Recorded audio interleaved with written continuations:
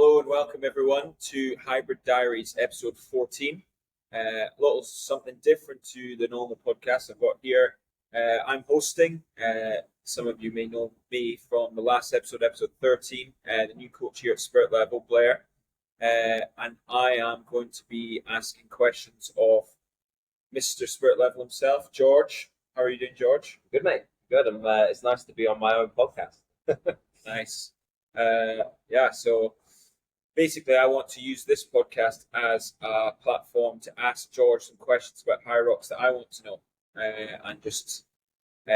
I've not got any script, not got any questions written down. It's just going to be things that I've thought maybe over the last couple of months and weeks, and maybe cover some different topics and get some insights into who George is an athlete and how it's all going.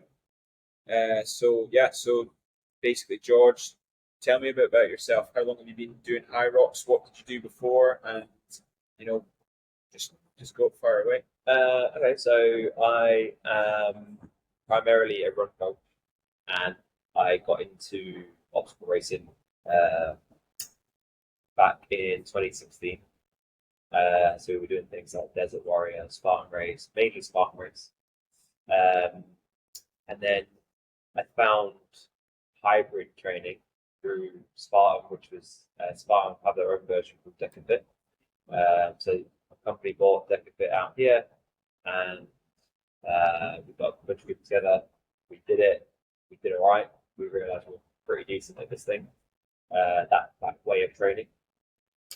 It kind of was very familiar to what we were already doing training anyway. Where you run, you stop, you do something. You run, you stop, you do something. That's basically the same as a Spartan race, for example. But there was less skill required because obviously doing obstacles, you need a certain element of skill there, whereas doing a fitness station or a strength station, you don't need much skill. That's the beauty of hybrid. Got into deck a bit quite early on, and then I knew about Hyrox and played around with it. I didn't know if I wanted to get into it or not. This was, I think, in 2018, 2019, maybe 2019, where I used to work. I actually ran a competition, like simulating Hyrox before anyone. This was 2019, before anyone else knew So about you were Hyrox. saying you brought Hyrox to the MENA region. Is that what you're saying? Hyrox is me, man. Hyrox Middle East is me. No, I'm joking. But I did do it. Like, I think You're joking, but not really. I was one of the first people to bring it out to the Middle East. We did a simulation at the gym. We put on competitions, some people got involved. It was fun. I learned a lot. I learned that pushing a 200 kg sled on a rubber mat isn't the same as pushing it on turf. And that's one thing that maybe I can educate people on this podcast about is to and how different it could be. But continued doing Spartan racing, but like dabbled in hybrid as well. And then me and my wife Danny got a few people together and decided to target an international Hyrox and start training for it. So I think we booked in something around March or April 2022 to take a group of people to Amsterdam, which was, I believe, October or November 2022. So it gave us a good amount of time to train for it. So as we booked it, took about 18 people to Amsterdam. We started training for it, like taking it seriously. We completely changed spirit level and started really focusing just on hybrid and kind of moved away from the obstacle racing focus. And I mean, anyone who knows obstacle racing at the moment, it seems to be like dying out. And if anyone knows Hyrox, they're just growing and growing and growing faster than what CrossFit did back in the day. So we went basically all in hybrid. Started training people for it, started training ourselves for it, went to Amsterdam and absolutely loved it. Everyone who went loved it. And then since then done a load more races, clients have done a load more races, and we've just become hooked. And I mean you've done one now, you said it was awesome, and I don't know anyone that's done it and not wanted to do it again. I do know that people do it and that was hard, that was horrible. Yeah, it's horrible for all of us, it hurts. But that's why we do it. It's a sense of achievement. So it was an experience. It was really cool to take a load of people. So I actually went to the UK the weekend before and raced Hyrox Birmingham on my own. So before we flew to Amsterdam, I went over to Birmingham just to get one under my belt to experience it before I experienced it like in competition, like in racing, such as I did the doubles with Tarek. So it's more to just get one under my belt and experience it. It wasn't terrible like most people do. Yeah. Didn't realise I probably had COVID when I did it before. When we left, Make sure you did the Amsterdam, appropriate test. I didn't know that I had COVID. That's the thing. And I never actually tested to know if it was COVID, but it was. I was feeling terrible. Yeah, I felt terrible during the race in Birmingham. And then after we went to Amsterdam and then came back to Dubai, my dad texted me, he was like, "Cheers, mate, we've all got COVID." And I'm pretty sure that it was because I've never felt like that before. Yeah, probably spoke for COVID around Birmingham, which was nice one. Not intentionally. But no, we did that Amsterdam following weekend. I'm glad that I could go into Amsterdam and obviously be the coach, have that experience. It was only one race, but I've done most coaches I've ever been one race anyway. So at least I had that one race under my belt back in 2022, where I could go into Amsterdam and at least give people a heads up of what to expect. It's very difficult to just do simulations in the gym.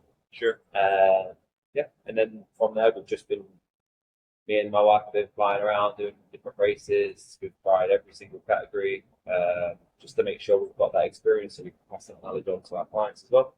And also just because it's fun and see where you're at, see which race, I guess, discipline at the time. Super shoot, double, solo, pro, relay. They're all fun. They all hurt. They all hurt. So obviously this is Hybrid Diaries. Yeah. Okay. Look across Instagram algorithm. Look across Facebook. You can't miss algorithm. You can't miss. If you're in fitness, everything is hybrid. Hybrid this. I know how to train for this. Give me George Crew's definition in a few sentences or a paragraph. What is hybrid? What does hybrid mean to you? And what do you think hybrid is? And what is it? And being a hybrid athlete is the feeling of being able to do anything, do it to a decent level, feeling like you can jump into any sport and do okay, not be the worst, not expecting to be the best because you need specificity to be the best at something, but to be able to get involved with something and then give it a good shot. And you should be able to lift relatively heavy, you should be able to run relatively fast, hop on a bike, hang with some decent cyclists. And I feel like I'm a hybrid athlete. I feel like I could do that. The one thing I'm not very good at swimming. I don't really swim a lot, and it's just leisurely. But yeah, and in terms of being a hybrid athlete, I mean, it all depends on your opinion, right? Everyone's got their own opinion. There's no a hybrid athlete is this. I know that people out there say you need to be able to squat this and deadlift this and run this, and that's the perfect hybrid athlete. But hybrid is everything. Actually, the definition of hybrid is combining two elements, I believe.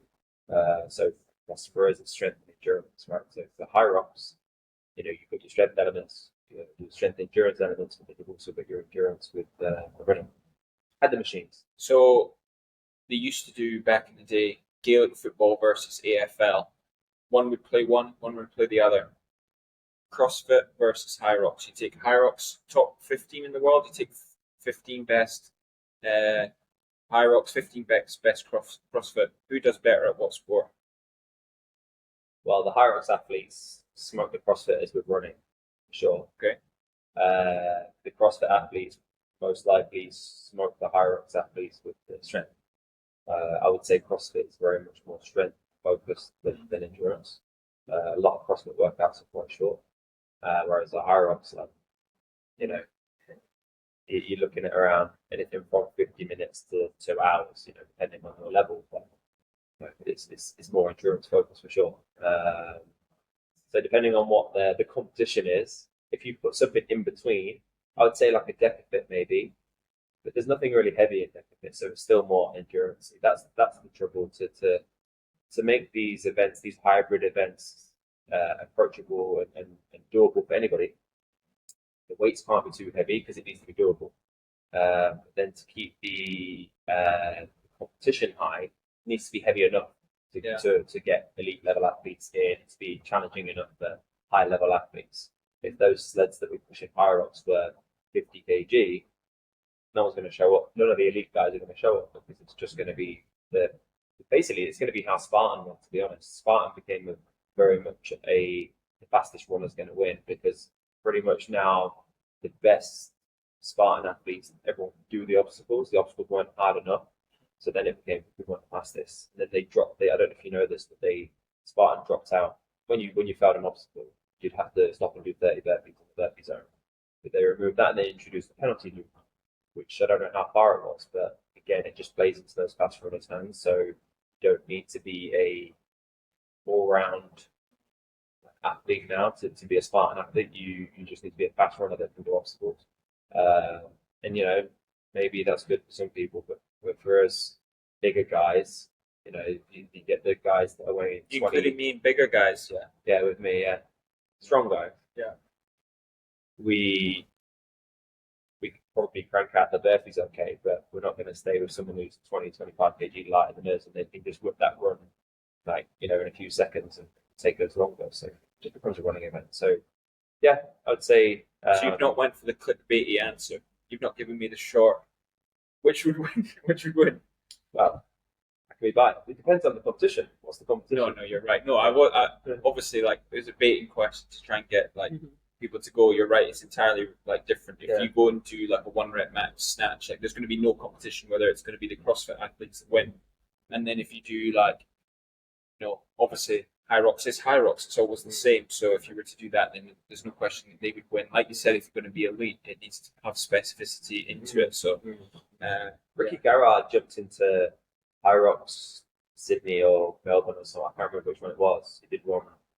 And it was his first time doing it. And I think he ran a 103. Yes. Or maybe even a 101. I can't remember. Went unbroken on the wallboards and came third overall. Yeah, so it's not bad. But he's top 5 in the world. But he still didn't beat the actual. There was 2 Hyrox athletes who trained specifically for it. You probably feel like if he was to go and actually dial it in and say, right, that's my sport. These outliers are outliers in anything probably they put their hand to. They're extreme hard workers and they're obviously blessed genetically too. Yeah. So you could probably not long before he got himself into a position where he'd be one of the best in the world. Yeah. And that's probably the same if you took one of the elite guys or girls from Hyrox. If you said to them, right, you're going to go and train specifically for doing Murph or something that they're going to do in CrossFit, they'd probably be not long before they got there, that's a bit. I would say it's easier for a CrossFit athlete to transition over to Hyrox just because they've probably already built the base of strength, a decent base of endurance, and then they don't need to keep working on any skills because there is no skills in Hyrox. It's just fitness, strength, grip. Whereas they probably got grip on CrossFit. But if you was to get a Hyrox athlete to go into CrossFit, they've got to learn a load of skills and gymnastics and things, and that takes time and technique and practice, coaching. Whereas Hyrox is just fitness. That's why it's called fitness racing. That's why it's so cool. So you're a running coach. I'm a running coach. We obviously know that Hyrox plays big into the hands of the runners. Yeah. The guys and girls who are at the top of the game, they're good runners. There's no doubt about it. But they're not elite runners. If you look at them compared to an elite 1,500 meter 2 mile runner, they're nowhere near.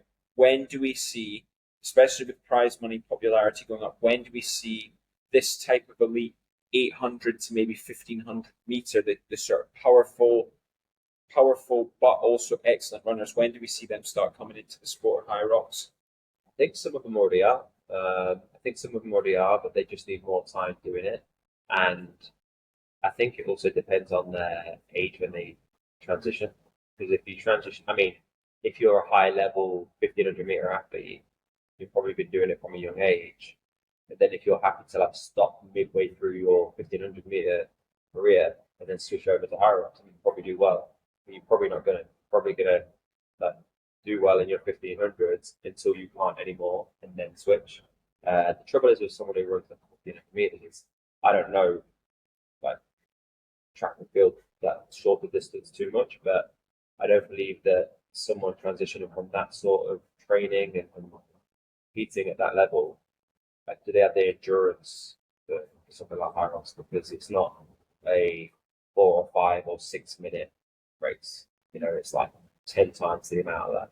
If you want to be one of the best, you're still looking at 10 times what you would normally be competing at, 10 times the time. So you need to be training that really. I'd say that really in my opinion, the best, if you took someone from another sport, I would say like high level rugby players, if they're strong and powerful, you know, maybe rowers if they've got like rowers and skiers if they've got strength and power. I'm just thinking of like an athlete like Josh Kerr, arguably one of the best in the world, like probably number 1 or 2, probably going for the Olympic gold this year with like Ingebrigtsen, and he did a half marathon not long ago in just over, like he's obviously starting to test the longer distances as the shorter athletes do. I can't remember his exact time, but he's not far off. Like I think he was not far off the hour for a half marathon, which is obviously incredible endurance. Yeah. And you're probably looking at a 1500 meter athlete probably doing their endurance runs at say 4 or 5 minute kilometer pace for 13 miles for their long run, and that's easy for them. Yeah. So like when you look at that in that context, they're still compared to, you know, you probably take a lot of the elite Hyrox athletes, they probably wouldn't be able to do 13 miles or 4 minute kilometers. Like no way, actually, no way. Thinking about it, obviously they're lacking in strength. Like that's you know that's one part of it. There's a triathlete, British guy, I can't remember his name. I listened to a podcast, and he jumped into one of the UK Hyroxes. I think he jumped into pro. I think he's an Ironman champion. I can't remember his name, but I remember checking out his Hyrox result, and his runs were rapid. Yeah, I think he was hitting 330s, 335 on the Ks. yeah. But his stations are like Terrible. yeah. Like they were so slow, and obviously because he is an endurance athlete, from I mean, his compromise running is going to be good because he's a triathlete. Coming back to what I said a second ago about sports that can do well at Hyrox, triathlon. If you're from triathlon, I think you can do really well as long as you've got enough strength. Yeah. Because you're used to that compromised run. That's what Hyrox is. It's a compromised running race. Yeah. So if you can do well at the stations and run well compromised, you'll do really well. And there is some triathletes now that Blair, I can't remember how to pronounce his name, but he's just finished 4th in the world. Worlds. He's from a triathlon background. Yeah, he's not a big guy. He's one of the fastest runners in the field, but he's not a big guy. But he just manages the stations. It seems like he manages the stations. He's just getting stronger at them, and he's running. He doesn't need to work on his running too much. Yeah, I've already got that. It's probably similar to like why I probably mentioned 800, 1500 meter. Like they've got a bit of substance about them, a bit of meat about the bones, like so to speak. So does say a short course triathlete. They're like maybe around sort of like some of them are obviously a lot lighter, but some of them maybe up to let's say 70, 75 kilos. Or obviously, if you're looking at like a long distance runner, a professional half marathon runner who might be 60 kilos, or say like an elite Ironman, Iron Lady, that's obviously then like the women, might be even lighter. Yeah. If they're trying to push to test your knowledge, a pro sled for a man is 220. 202, sorry, 202, 203, like, and they're trying to push 4 times their body weight. I mean, they physically might not be able to actually do it. Like that to them might be a 1 rep max to do that, and then you're probably talking about lying on the floor for 15 minutes. So never mind doing a sub 3 minute K. That's why Hyrox is so good, because you need that. You need those athletes that are strong enough to do that, but also the best are going to be the ones that can run past this as well. And it's still young, right? Hyrox started in 2017. Yeah. So, what? A few years into it, obviously in the middle of that COVID, so they pretty much stopped events for however long COVID was, year and a half, 2 years. So, I mean, we were at World Champs the weekend, and the founders of Hyrox announced that I think they had events in 75 cities this season, the 23-24 season, and apparently their goal by the 24-25 season, which has already started, I think, they want to add another 75 cities, so they want to double. Yeah, I believe they'll do it because it's just grown so much. I mean, we were at Manchester last year at Hyrox Worlds.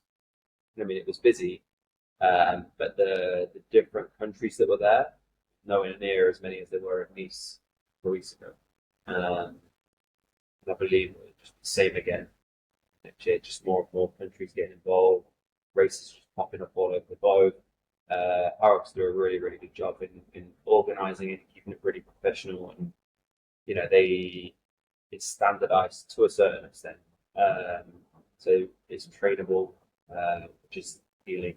I think more and more people are dropping out of CrossFit. We see more and more people coming to the gym saying, "Yeah, I used to do CrossFit, but I'm better for getting injured. I used to do CrossFit, but I can't do the gymnastic side of it. I like the look of Hyrox because it's simple and I can train for it, because you know exactly what to expect." One thing I will say with Hyrox is, obviously, for those that don't know, it's a standardized race, but every course is different. Like I've raced 12, 13, maybe 14 races now, and there's not one race that's been the same. Sorry, there's not two races that have been the same. Like I've raced in Manchester twice, and the course it felt different. It was the same sort of setup. Raced in Dubai twice.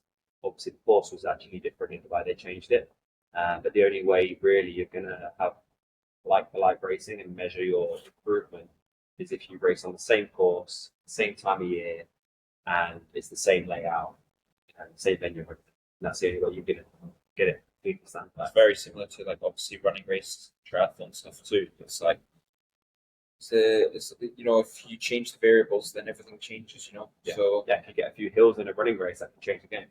On a bike, change the game. Wind, change the game. 5% more humidity. Yeah, exactly. 5% degree temperature. Yeah, exactly. So I've got a hypothetical question for you.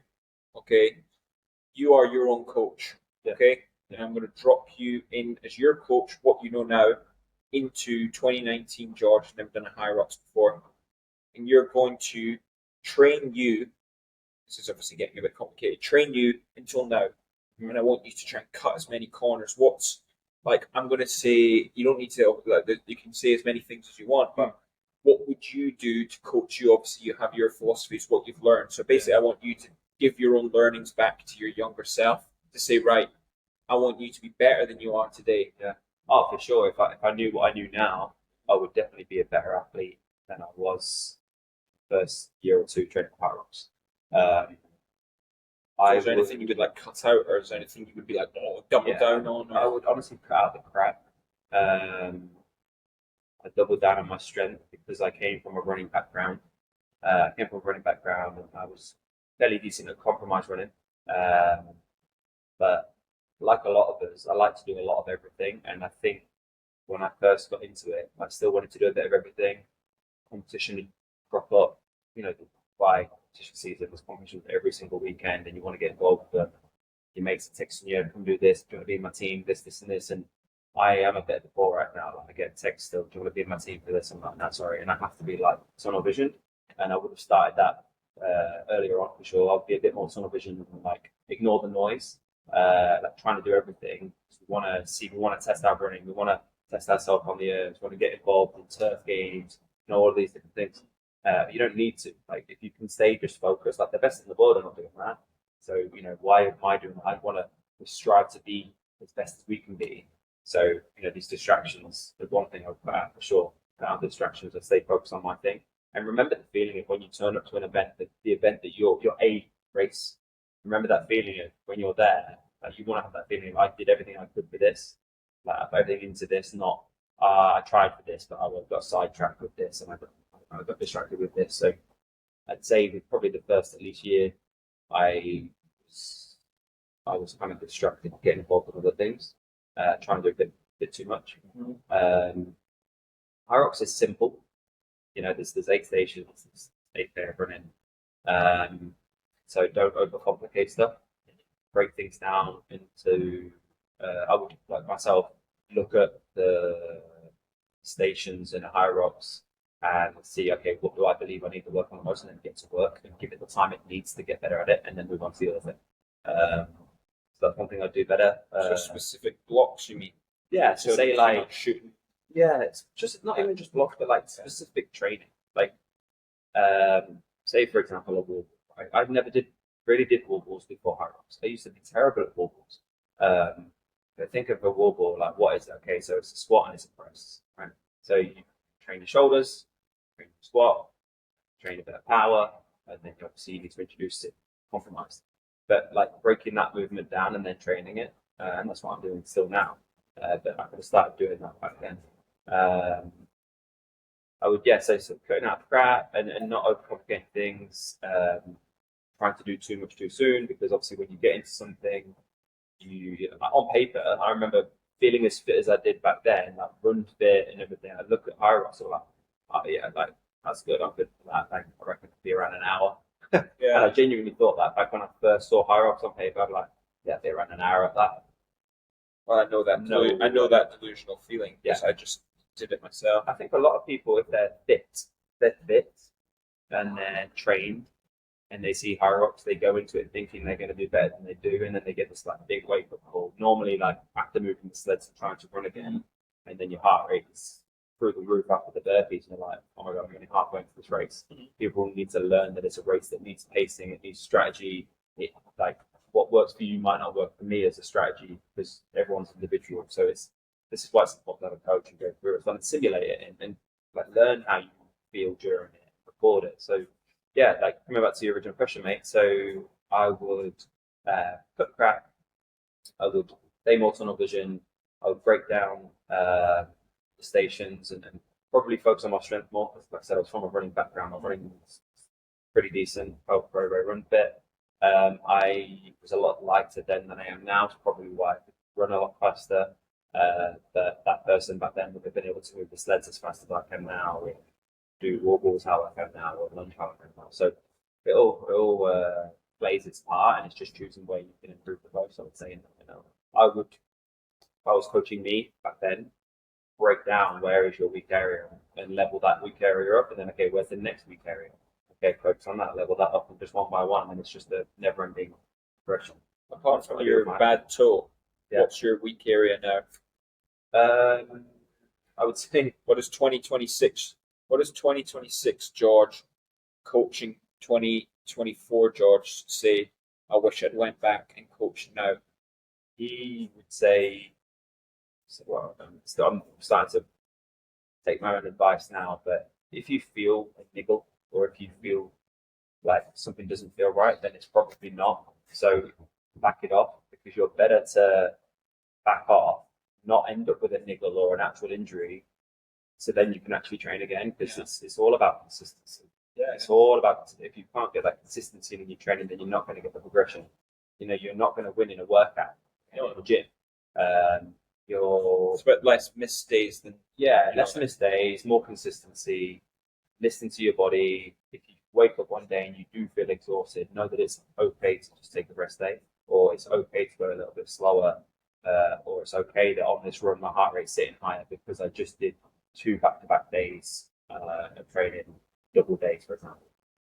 Talking about today. But yeah, I would definitely, I would say less is more. I would focus on consistency and enjoying the process even more, like which I am adopting to now, and I like just enjoying it and not always looking at the time or how long something took me, or even doing a simulation of a Hyrox, but not expecting it to be my fastest time, just going through the motions and re-experiencing the feeling again, things like that.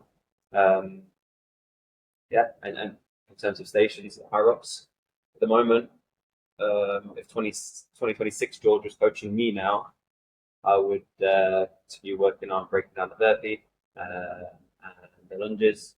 Wall balls I feel very strong at, but I never seem to do well at them in my solo races because of what happens before that. Seems to be the heart rate gets jacked on the burpees. I struggle to recover. I'm not a bad rower. I row okay, like fairly decent. But burpees make my rowing so bad in Hyrox. So it's almost, I need to be working at the burpees to make get myself more efficient there and recovering faster. So then I can almost like fully recover on the rower. So then I can have a stronger back end of the race. Because the first part of the race, like, sleds are heavy, but I'm fine. Ski, fine. It's more from the burpees onwards, I start to break down, and then the lunges. All of my solo races, my lunges have been terrible. So, and then the wall balls become really bad. And I know that I can do wall balls well. Training, I'll do wall balls well. I deliberately compromise, but I just need to keep working on what happens before so that then they feel like they're doing training. Yeah. So all my solo races, my wall balls have been way worse than what I know I'm capable of. But it's because the things like lunges, the wall balls are the thing that seem to mess me up. So yeah, I'd be focusing on the three strength. I would say the three strength endurance stations in Hyrox: burpees, lunges, and your wall balls. They're the main three that I believe for me can be leveled up the most. So they're going to be the ones that I'm focusing on the most going forward. Your number one goal, you want to put out there a big bold claim. You know, obviously it doesn't have to be crazy. What's your goal? It could be time, it could be position, it could be anything. What's anything that you sub 60-minute pro? Yeah, it's like a lot of people. Yeah, it's definitely doable. That's your Everest. Yeah, it's actually what I remember. I told you I saw Hyrox on paper. I was like, yeah, I can do that in an hour. I almost need to prove to that guy that said that I can, and I know I can. I know I'm capable. I know what I'm capable of with my running. I know now what I'm capable of with my strength. It's just combining it all together. I don't know when that's going to happen. I know it can happen. I do actually believe I can go beyond that as long as I can stay consistent enough and touch wood, injury free, because that's a big key, like keeping injuries at bay so you can keep that progression. Yeah, sub 60-minute pro. I ran obviously it's different, but I did a 101 in the gym a couple of weeks before we flew to Italy, and it was meant to be a test run at 80%. And I was talking to my coach about it. It was like, don't smash yourself. You're racing in 10 days. Just go and feel the station. So I did, and it just felt really good. I remember being at the wall balls, cranking 50 reps out, and deliberately took a break because I didn't want to trash myself for my race. I felt like I could have gone even more. Obviously, there's no rock zone and all this, and I tried to make the hit sled as heavy as I could to make it feel similar to the race. I did a 101 change, and I was shocked myself. And that's my fastest simulation. And maybe it was because I paced it better because I didn't have I'm going for a PB here. But doing that on a calm mind, I know that I am capable to get that sub 60. It's just got to all come together. Like I keep saying this through my socials. I've still not had a solo race to show why I actually am capable of. I've had some good doubles races. Relays always good fun. Relays are absolute smash fest. But I've done the same. I've done two relays. I've done the wall balls on both. I've got them broken, but then the first one I did in Amsterdam where we won. I did the sled pull. I'm way stronger on the sled pull than I was there. We still managed to win. And we normally recently divided the row. And my God, the row in the relay absolutely kills. It just burns because you've just run so hard on a 1K run, and then you've got to go so hard on a 1K row, 200 meters into the row.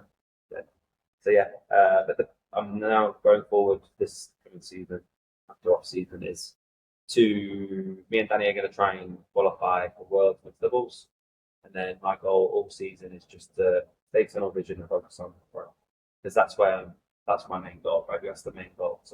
So to get that, I need to get more reps under my belt. I need to experience what that pro race feels like, and I need to stick with it in terms of the race. Like even if it's not going well, like learn from it, get across the finish line, and then reflect back on it and see how we're doing, and just get more and more pro races under my belt. I know a lot of these guys that are running past pro races. Some of them they come in straight in and they've been on substantially, but I think the best of the best have done a lot of races, and they've only been pro. I've dabbled in doubles, relay, and this, and I've really enjoyed them. But for me, my main goal, that goes back to what you said, tunnel vision. Yeah, exactly. I need to say tunnel vision. I know what my goal is. It's just staying focused on it, not caring really too much of what anyone else thinks about the time that I might get in a certain race, because I'm on that journey of just getting like a progressive journey, just trying to get better. So yeah, it's now after this season, get the Worlds qualification done nice and early, and hopefully with Danny, so that then Worlds will race together next doubles. That's the plan, as long as everything goes well. And then that means qualify nice and early. That means then all season long I want to focus on training, on racing pro and racing pro. And just one thing I need to learn is how to adapt to racing in the evening, because that's I would say one of the biggest struggles I have with Hyrox Pro is that the pro races are later. I mean, the Middle East races have been like 2 or 3 p.m., which isn't so bad. But the ones I've travelled to like Europe for, the 7, 8 o'clock at night, and I'm exhausted by the time because I'm used to training in the morning, so I've had to adapt my training slightly. But there's still no way I'm going to do training sessions at 7 or 8 in the evening because I'm going to bed that time. So I'm not going to start doing big Hyrox workouts at 7 or 8 o'clock at night. I just can't. So yeah, I need to teach my body that it can and learn how to manage my nutrition on race day and what to do. Like the last race in Rimini, I had the chance to actually rest all day until the race. I didn't know what to do with myself. I was just like, me and I was laying in bed watching Netflix and just, twiddling my thumbs, trying to eat a decent amount of food, but not too much where I feel too heavy. Yeah, it's a fine balance, and it's something I'm still figuring out. I think a lot of people are. Yeah. Whereas That Middle East lifestyle, you get like reprogrammed to operate from 5 a.m. till 8 p.m. Yeah. And like as soon as you go, like an early race back in the UK would kick off at like 9 a.m. Yeah.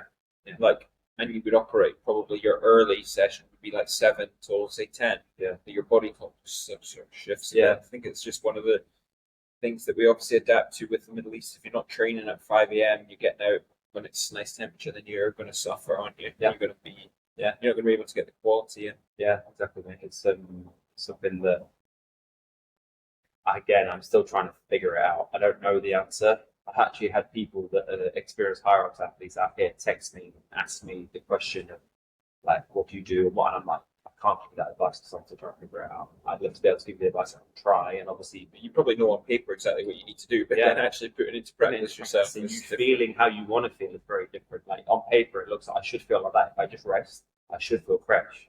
But you're there all day. Say I stay in bed and keep my feet up and just watch TV all day. You're thinking about the race. You've got all day to think about the race, and the adrenaline's there, and you have these like spikes throughout the day. If your mind starts to think about the race, how it's going to go, so you've got more time to think about it. Whereas if you just get up, do what we normally do, get up, get ready, come to the gym, train. You don't have any time in between to think about it. You just crack on. You get good performance. Like I've had my best races in doubles. With the doubles races first thing, so it's the same as my training. I get up, have some breakfast, go to the race, smash it out, same as I would train. So yeah, it's kind of making that a. I know I'm not an evening trainer. I don't train in the evening. I do, but like nothing really. Evening for me is like 5 to 6 p.m. I don't really train late. The latest session I would ever do 6 p.m. and that would be like either an easy run or a really short, sharp effort on the steer, get home, or on the C2 bike. But I'm not doing my big Hyrox sessions at that time. I'm not equipped for that at home, and I'm not coming into the gym at that time. Yeah. I'll ask you one last question, and then we'll go into like a quick fire question. Yeah. Right. Quick. So, everyday athletes, who gets a coach, who doesn't? Where do you think the line is? I mean, you've got a coach. Mention it. You've had a coach before. You've had a different coach. You've got 2 coaches. You've got a strength coach. You've got endurance coach. I've got a coach. Yeah. We're both obviously in the industry and benefit from the fact that people employ people to coach them. Yeah. What do you think? Who gets a coach, and what do you think the sort of benefits would be? Like, Yeah. like, and do you reckon that those people you say not worth it, for example? I mean, you've got to be honest with yourself. You've got to be honest with yourself. Do you need a coach just to have some accountability? If you're a little bit lazy, when that alarm goes off in the morning, you know that your mind said, "Yeah, I do want to get up."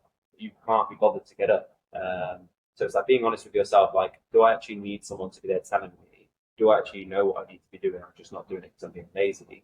So if that's you, then get a coach because then you feel accountable. So you are going to get up, and then that can just be the difference. You might already know what you need to be doing. You might already know how to move well, how to run. Like you might already know these things, but if you're just being lazy, then you might just need a coach just purely for accountability. So if that's you, then get a coach. I think everyone should have a coach, to be honest.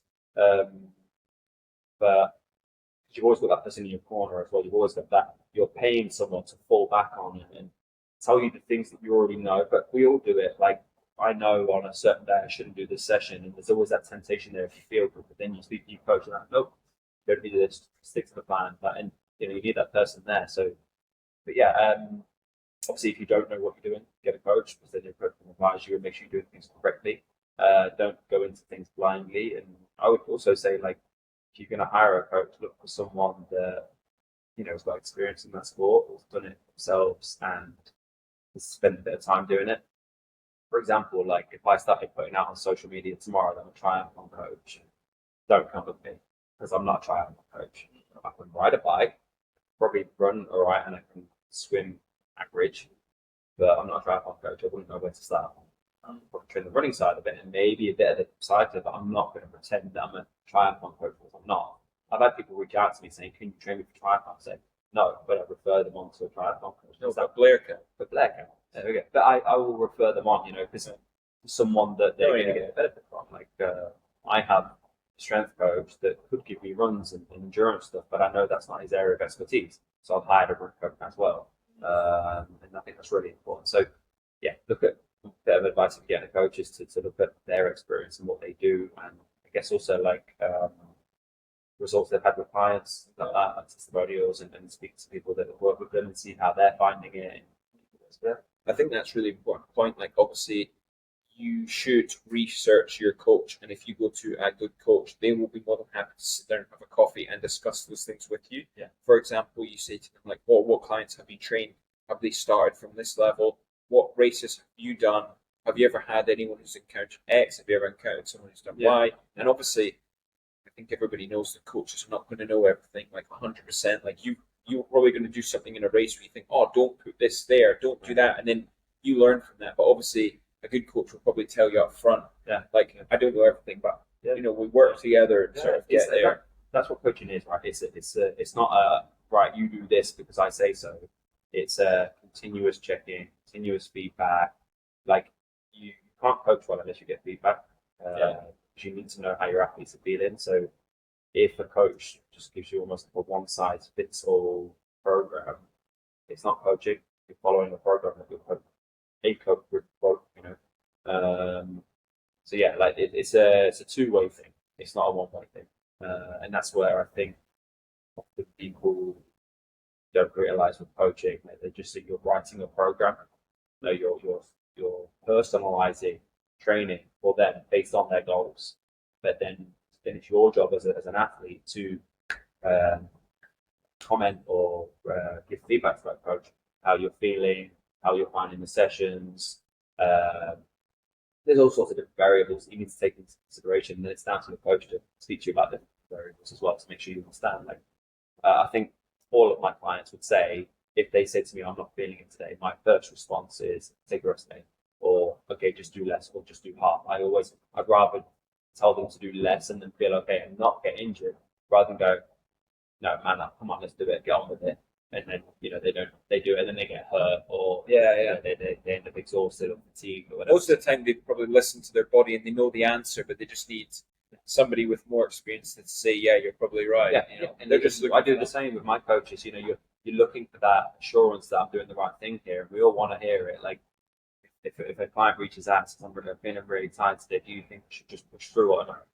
No, take a rest day, or instead of doing the interval ones that I've set you, just sit on the bike for half an hour at a really, really easy pace and just let your body recover, hydrate well today, eat well today, and get plenty of sleep. And it's just the basics. It's doing the basics really, really well, consistently, and that's how you get results. Thanks very much. We're going to finish with a bit of quick fire questions. Do it. I just need the one answer. I don't need explanation. I'll start with an easy one for you. So, Hyrox or CrossFit? Hyrox. Nike or Puma? Puma. Nike or Adidas? I used to work for Adidas, and one word answer. I've never used Nike, so I can't say. But I don't know. There's a tough one. Probably Adidas because I've never used Nike. So that was a bit of a tough one because obviously George is a Puma athlete, so I would just give him throw one out there. Training in hot or cold? Cold. Okay. Garmin or Apple Watch? Garmin. All day. Okay. Whoop or no whoop? No whoop. But I do see there's a place for whoop. tried it, tested it, stressed me out more than I felt it helped me. So that's why it was out. But I see why people use it. You're doing these one-word answers really well. Protein shake or protein bar? Shake. Nice. So this was meal plan or homemade food? The convenience meal plan. Nice. And then I was going to say burpees or wall balls? Wall balls. Wall balls or sled? Probably sled. Sled or burpees? Sled. I don't like burpees. Yeah. So do an ultra marathon or do a ultra triathlon, so a Ironman distance event of equivalent times. I've never done a triathlon, like a full triathlon, so I'd probably try that, but I'd hate both of them. Fair. So yeah, coffee or tea? Coffee.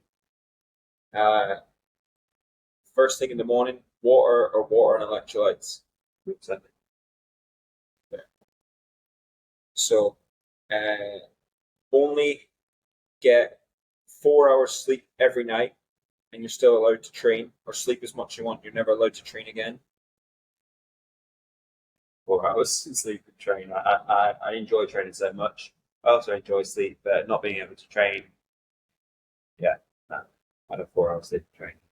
Just train less and less intense. Become Hyrox world champion yourself, or have one of your athletes become Hyrox world champion. It's really hard. It's got to be myself. Yeah. It has got to be myself. Yeah. It'd be the best. It'd be amazing to be the best. There. Carbon or non-carbon? Carbon. All the way. Easy. Talking about shoes, yeah. Carbon shoes. Yeah. Carbon. I love it. That's good. Yeah, I should probably have been more specific. It could have been road bikes. It could have been anything.